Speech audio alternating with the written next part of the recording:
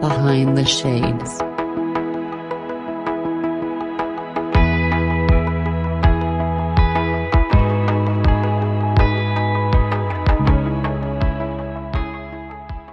And by having a choice, that means being aware of other options. So, you know, uh, you don't come to a place of choosing without or without being aware of options. So as a child, even your options are in most cases controlled. So I was born a Christian is what I say. And I expound on that in the book. Born to ministers. My grandparents were pastors. My uncles and aunts on both sides, singers and ministers and evangelists and preachers. And I mean, I just come from that culture. And I became a licensed minister, got my degree in biblical studies. Only degree I have is in biblical studies. Even ordained, but I was ordained after my first year living in China fulfilling a 2-year contract. And so it was China. It was going away for 2 years, living in a country where the doings of Christianity would get one put out. And so without the doings of Christianity, I did not know who I was. There was no church membership, and there's no place to tithe and give offering, and there was no communion, and there was no mention of the devil, and there was no Bible studies, and there's none of that. No Western culture, religious Christianity practices, none of that. The assumption is when you come from Western culture, going to China, the assumption is that you're Christian anyway. So they're watching you, make sure that you aren't there to do anything that is against their laws relating to religious freedom or the lack thereof. And so I had to be careful. And I learned I didn't go there really knowing what careful looked like. So over time, I had to learn to be careful. And that meant not wearing clothes that had religious sentiments on them, expression. That meant, maybe hiding my crucifix, or I couldn't carry my Bible everywhere I went like I did here in the States. So those things I had to change. But then as I changed them, well, now how do I represent what I believe? Who am I without all of this stuff? Do I really believe what I was representing?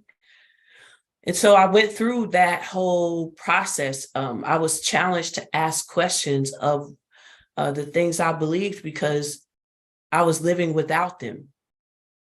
And when I came back from China after my second year, I went back to church as I'd always done, except for those 2 years, and I didn't fit anymore. And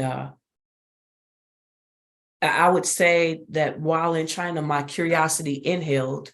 And when I came back from China, my curiosity exhaled into this book. My time back triggered questions even more, and I started to document them, and it turned into this book.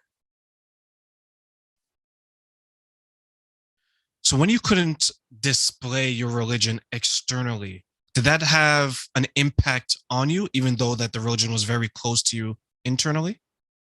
Maybe it wasn't as close to me internally.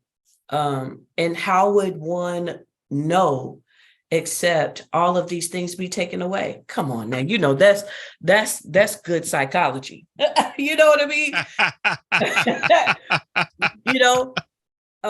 It makes for good preaching, because how will you know how close it is internally unless all that is external is taken? All that you have that represents what you believe, your car tag, and your clergy collar, and all of the things that the parking spot that has your name on it, the marquee that has the name of your church on it, the fan that has your denomination on it.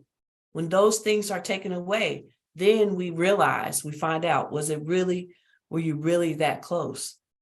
And so I don't remember what your question was. I think I answered it, but probably not the way you expected. But how close was it? How close was I? I mean, literally, I carried my Bible every day, such that people I had gone to church with, had done ministry with, wrote a song about it. Now I'm in a country where I can't do that.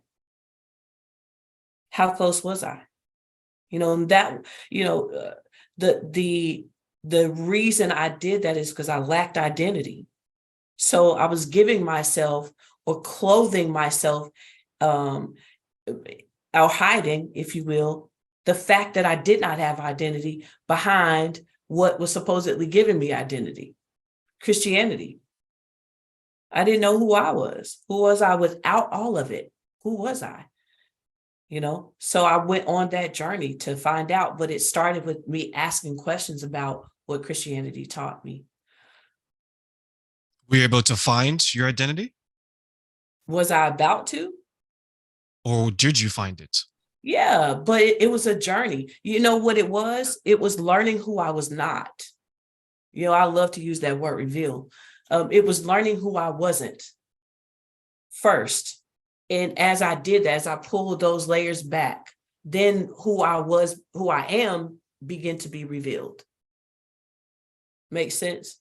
So it wasn't a, okay, you're not a Christian now who are you going to be? It wasn't that. I came here, I came to the world with an identity. I like the idea of God knowing who I was before I was in the womb of my mother. That idea was introduced to me through the book of Jeremiah, where Jeremiah says, God said to him, before you were in your mother's womb, I knew you. I like that idea.